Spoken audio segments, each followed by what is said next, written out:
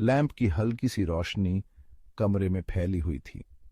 Ethan अपनी दादी के झुर्रियों भरे हाथों को देख रहा था, जो बड़े ही आराम से चल रहे थे।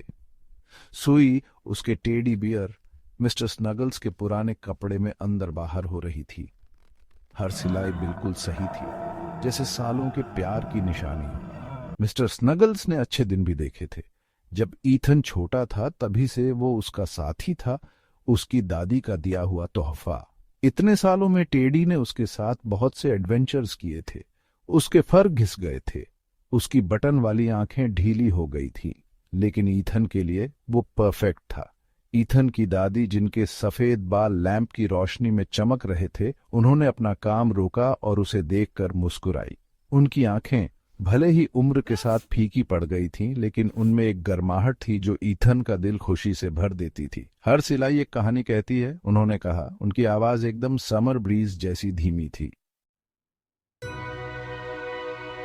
ईथन को अपनी दादी के साथ समय बिताना बहुत पसंद था। उनका छोटा सा घर प्यार और गर्माहट से भरा हुआ था। उसे उनकी पुरानी कहानियां सुनना बहुत अच्छा लगता था। उस समय की जब जिंदगी बहुत सिंपल थी, दुनिया बहुत छोटी थी। उनकी बातें सुनकर साधारण से साधारण पल भी खास बन जाते थे। आज जब वो मिस्टर स्नगल्स की मरम्मत कर रही थी, तो उन्होंने परिवार की अहमियत के बारे में बताया, उन अटूट बंधनों के बारे में जो उन्हें एक साथ बांधते हैं। उनकी बातें जो उनकी प्यारी सी आवाज में कही गई थी, ईथन को अपनेपन का एहसास दिलाती थी। बिना शर्त प्यार किए जाने का एहसास। परिवार ही सब कुछ होता है, उन्होंने कहा। उनकी आवाज में भावनाओं की गहराई थी। वो ही हैं जो हमेशा आपके साथ रहेंगे, चाहे कुछ भी हो जाए। ईथन, जिसका छोटा सा दिमाग उनकी हर बात को समझ रहा था, उसने हाँ में हाँ मिलाई।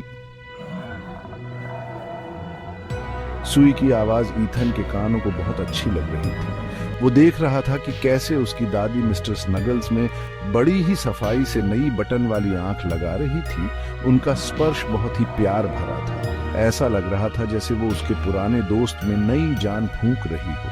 हर सिलाई एक याद की तरह होती है, उन्होंने उसकी आंखों में देखते हुए कहा। ये हमारे अतीत का एक हिस्सा संजोए रखती है, उस प्यार की याद दिलाती है जो हम शेयर करते हैं। ईथन हालांकि छोटा था, लेकिन वो उनकी बातों को समझ गया था। वो जानता था कि उनका प्यार उतना ही मजबूत और गहरा था जितना कि वो धागे जो मिस्टर स्नगल्स को बांधे हुए थे।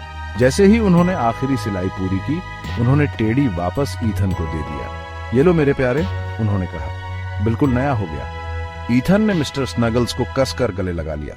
उसका दिल आभार से भर गया। उस रात जब ईथन अपने बिस्तर पर लेटा था, मिस्टर स्नगल्स को अपनी बाहों में लिए हुए, उसने देखा कि टेडी के फर में एक छोटा सा अच्छी तरह से मुड़ा हुआ नोट था। उसने ध्यान से उसे खोला और अपनी दादी के लिखे शब्दों को पढ़ा, प्यार सबसे मजबूत धागा होता है। ईथन की आंखों में आंसू आ गए। वो जानता था कि उसकी दादी सही कह रही थी। प्यार ही सबसे कीमती तोहफा था, एक ऐसा तोहफा जो हमेशा उसके साथ रहेगा, आखिरी सिलाई के मिट जाने के बाद भी। उसने मिस्टर स्नगल्स को कसकर गले लगा लिया। उसका दिल अपनी दादी और उनके द्वारा दिए गए अनमोल तोहफे के लिए प्यार से भर गया।